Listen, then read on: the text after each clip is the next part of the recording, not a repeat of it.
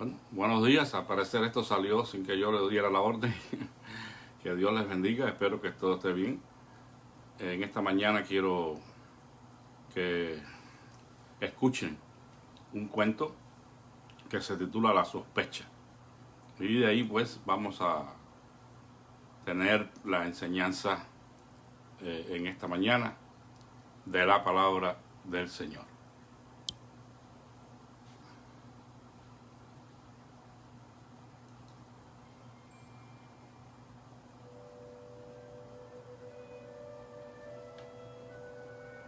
Érase una vez un leñador, el cual un día se dio cuenta que no tenía su hacha. Sorprendido y con lágrimas en los ojos, se encontró cerca de su casa al vecino, quien como siempre le saludó sonriente y amable. Mientras éste entraba en su casa, el leñador de repente empezó a sospechar y pensar que tal vez hubiese sido el vecino quien le había robado el hacha. De hecho, ahora que lo pensaba, bien su sonrisa parecía nerviosa.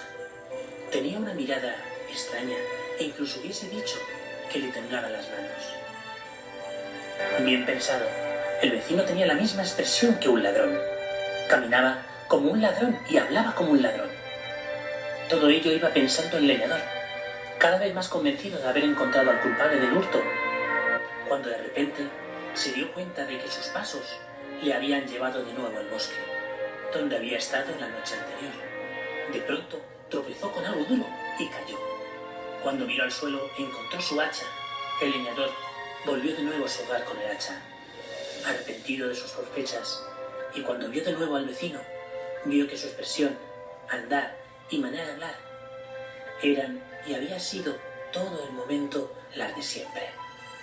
Esta historia corta, la cual forma parte de muchas tradiciones, pero al parecer tiene su origen en China, nos sirve para aprender que a veces nuestros pensamientos y sospechas nos hacen tener percepciones distorsionadas de la realidad, pudiendo llegar a malinterpretar situaciones y personas con gran facilidad.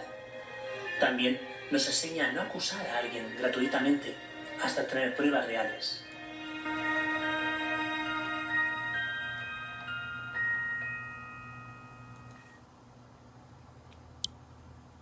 Amén. Bueno, ojalá que lo hayan podido escuchar bien. Si entró a tiempo, quizás por la música se dificultó un poco. Pero este es un pequeño cuento que se titula La sospecha.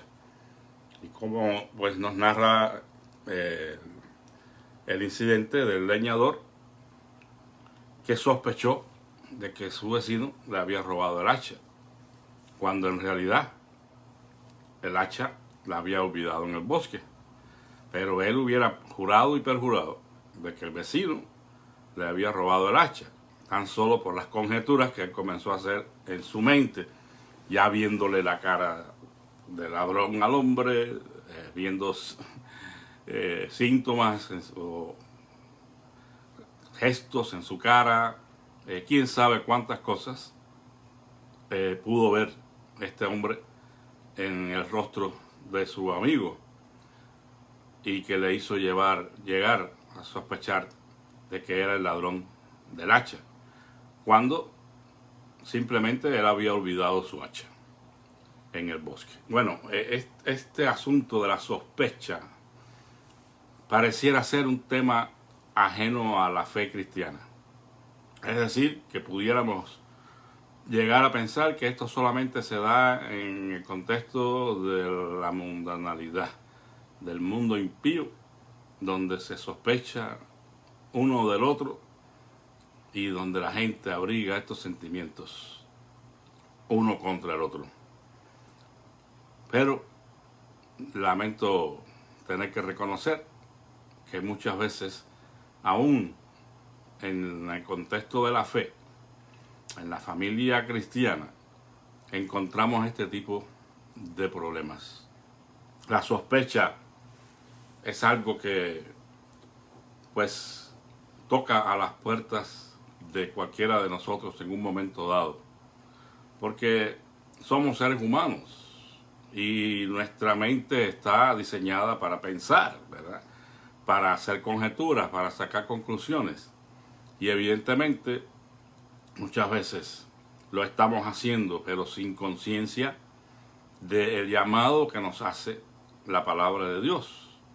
Si nosotros estamos ahora en Cristo, se supone que estamos siendo transformados a la imagen y semejanza de Cristo. Entonces, la Escritura dice, pues nosotros tenemos ahora la mente de Cristo. Tenemos que acostumbrarnos a pensar con Cristo, cómo Él piensa. Y los pensamientos del Señor no son para nada perjuiciosos, perniciosos, no están elaborando conclusiones apresuradas, prematuras, sin tener un elemento de juicio poderoso a su favor. Por lo que tenemos que decir, ¿verdad?, que hay versículos en la palabra de Dios que muchos, con sus buenas intenciones, sacan de contexto. Yo creo que la intención puede ser buena, pero la conclusión a la que están llegando es equivocada, por cuanto no aplican de una manera correcta las leyes de interpretación bíblica. Y uno de los versículos más difíciles y más discutidos en este asunto es el que nos dice que no juzguéis para que no seáis juzgados. Y muchas veces, pues sacando de contexto estos versículos, pues llegamos a conclusiones erróneas. La Biblia no nos dice que no debamos juzgar en lo absoluto, sino que en el contexto que el Señor Jesús está hablando de un juicio prematuro, un juicio sin elemento de juicio, o sea, sin tener argumentos contables y sonantes, ¿no? En otros lugares de la Escritura se nos exhorta, incluso se nos ordena a juzgar todas las cosas. Y dice la Escritura que el espiritual juzga todas las cosas, pero ya lo hace con una mente madura, una mente espiritual, siguiendo el consejo de Dios. Entonces, en este caso, ¿qué nos enseña el cuento este? Que no debemos llegar a conclusiones prematuramente, que no debemos juzgar a las personas o a las circunstancias desde un inicio sin tener nosotros elementos de juicio, porque entonces estaríamos cayendo incluso en pecado. Esto es una situación que se da en la iglesia, decía, a nivel de los hermanos simples, sencillos, que se congregan, y también en la relación a veces pastor-oveja, feligrés, porque muchas veces estamos sospechando y estamos llegando a conclusiones que para nada son reales al observar algunas cosas, al ver algunas cosas por arriba. Y si alguien ya no vino a la iglesia, por ejemplo, y se ausentó por un par de semanas, estamos pensando algo malo. No necesariamente de que haya sucedido algo malo, que es tan fácil como levantar el teléfono y llamar y saber, ¿verdad? Pero muchas veces estamos pensando, en este caso, vamos a hablar de los pastores, ¿verdad? Si está la persona deslizándose en algún pecado, o algo ha sucedido, o se enemistó con alguien, o no le gustó el sermón. Bueno, cuántas cosas pudiéramos llegar a pensar. O simplemente la persona no le dio tiempo a saludarnos el domingo después del sermón. Dice, ya fulano debe estar enojado. Ese tipo de cosas dañan la comunión que debemos tener unos con otros. Lo mismo entre los hermanos, ¿verdad? Ya no vino, ¿en qué andará? O pues le duele la cabeza, ¿verdad?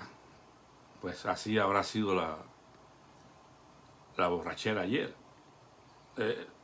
Ese tipo de cosas, amados hermanos, no ayudan para nada a la comunión de la iglesia. Y una de las cosas que hace a la iglesia es precisamente la comunión que vive con Dios y con sus hermanos. Un montón de gente reunida en un edificio cantando alabanzas no hacen una iglesia. Un montón de gente celebrando actividades y comiendo tacos no hace una iglesia.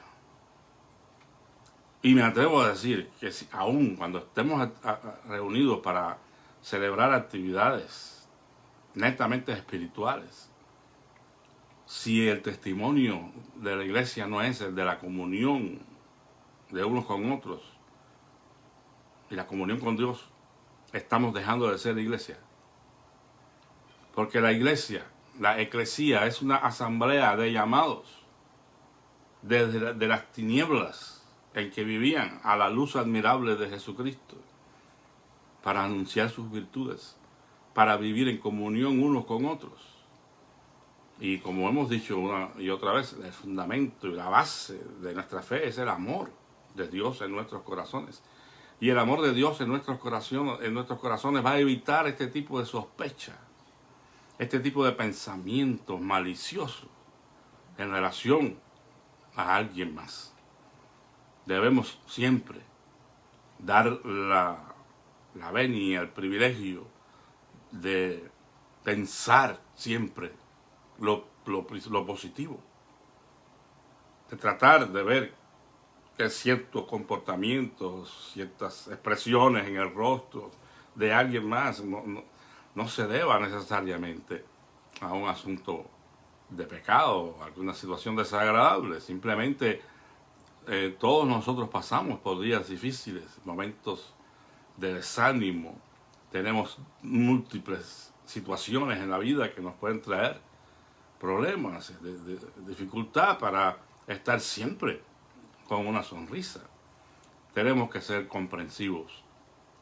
La Biblia nos llama a ser benignos unos con otros, a tratarnos con esa calidad de amor que evita ver en un primer instante el mal, sino que debemos pensar siempre en beneficio de nuestros hermanos. No seamos de esos que siempre están sospechando, de que siempre están viendo algo negativo, porque repito, hermanos amados, no ayuda para nada a que seamos iglesia, a que seamos realmente el pueblo de Dios que ha sido rescatado de las tinieblas a la luz y que ahora viven en el contexto de la fe y del amor.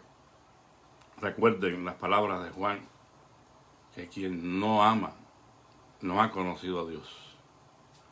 Y una manera de demostrar fehacientemente que no amamos es la sospecha, es estar pensando siempre el mal, porque hay que hacer una diferencia. Una cosa es un pensamiento sobre el mal y otra cosa es un mal pensamiento. Un pensamiento sobre el mal lo podemos tener todos y lo podemos incluir dentro de las posibilidades de ciertas actitudes de alguien. Pero tan solo como eso, como una posibilidad. Pero cuando tenemos una mente maliciosa, entonces la cosa cambia. Porque es una mente que maquina, una mente que está activa constantemente en el pensamiento maligno. Por eso, una de las cosas que caracteriza a Satanás es eso. Y Pablo lo dice en una de sus cartas, cuando hace referencia a que ellos no ignoran ninguna de sus maquinaciones. Maquinar es estar pensando y sobrepensando, es estar elaborando, es estar sacando conclusiones negativas, es estar incluso, en el caso de Satanás, elaborando planes malvados para dañar la obra de Dios. De pronto y sin querer, como dice el Chavo, sin querer queriendo estamos nosotros del otro lado, siendo colaboradores del mal y del maligno, y no de Dios, como debiéramos ser. 2 Corintios 4:1, téngannos los hombres por servidores de Cristo, administradores de Dios. y debemos administrar, debemos ser canales de bendición, de confianza, de fe, de amor, de mansedumbre, de templanza, de todos esos frutos que deben abundar en nuestra vida.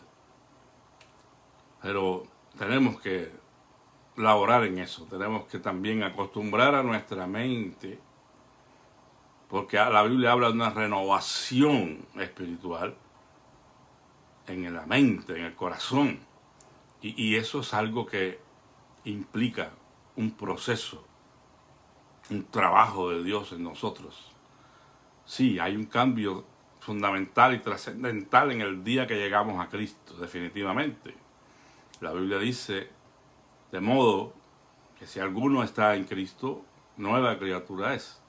Las cosas viejas pasaron y aquí todas son hechas nuevas. Pero ahí hay que incluir el cambio que va a continuar a raíz de ese encuentro con Cristo. Eres una nueva criatura definitivamente, pero tienes que ir siendo transformada de gloria en gloria en el Señor. Es decir, el día que nos arrepentimos, comenzó un proceso de transformación espiritual en nuestra vida. Y tenemos que permitir a Dios trabajar en nosotros, aunque duela. Porque muchas veces la obra que Dios quiere realizar en nosotros, amados hermanos, duele. Duele porque tenemos que renunciar a nosotros mismos y tenemos que reconocer nuestros pecados, nuestros errores, y tenemos que tomar decisiones en el Señor de no volver a pecar. Recuerden las palabras de Jesús a la mujer sorprendida en adulterio. Finalmente él le dijo, ni yo te condeno, pero vete y no peques más. O sea, tiene que haber en nosotros una firme resolución de ser transformados, de dejarnos trabajar por el Señor para que seamos ese producto final de un creyente maduro, lleno del Espíritu Santo, no perfecto, pero perfeccionable, que permita que Dios siga trabajando en él. No sospechemos, hermanos, no pensemos mal de nuestros hermanos, porque veamos alguna situación que potencialmente indique que ellos están mal. Simplemente demos el beneficio de la duda y colaboremos para que en el caso de que hubiera algo malo, no ser una piedra de tropiezo, sino más bien un instrumento de restauración. La Escritura lo dice. Si alguno de vosotros es sorprendido en alguna falta, ¿qué dice? Vosotros que sois espirituales, llévenle al banquillo de los acusados, confróntenlo y condénenlo. No dice eso. Si alguno de vosotros es sorprendido en alguna falta, vosotros que sois espirituales, restauradle con espíritu de mansedumbre. Y todavía nos dice, considerándote a ti mismo, porque somos de la misma materia. Seamos misericordiosos como Dios es misericordioso. Seamos amorosos como Dios es amoroso. Mateo 5:48, cuyo contexto del pasaje es el amor, nos dice, sed pues vosotros perfectos, como vuestro Padre que está en los cielos es perfecto. Palabras de nuestro Señor Jesucristo. La perfección en el amor, de la que habla la Biblia, de la que habló John Wesley y de la que hablamos todos nosotros. Porque si hay una perfección que es alcanzable, que es deseable para el cristiano, es la perfección en el amor, amados hermanos. Finalmente todo lo demás queda rezagado. Todo lo demás está en un segundo plano.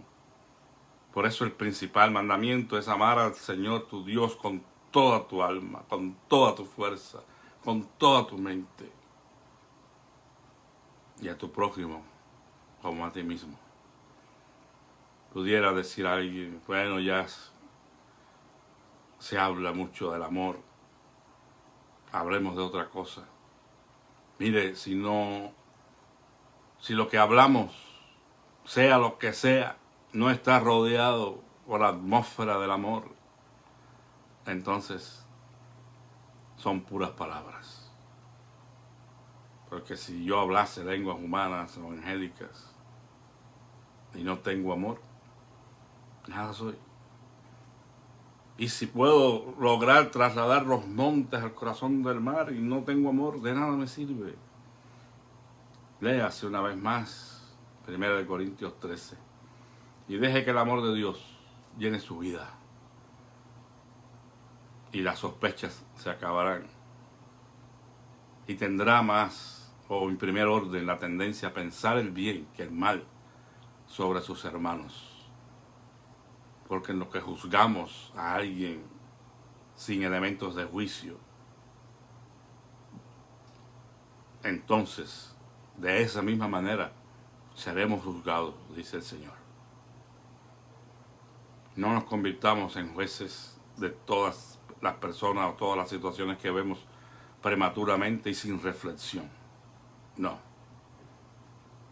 Hay un lugar para juzgar correctamente, hay una manera para hacerse y siempre será redentiva, con el propósito redentivo de restaurar, de levantar, gloria sea a Dios. Hay gente que ni siquiera puede ver eso, ¿verdad?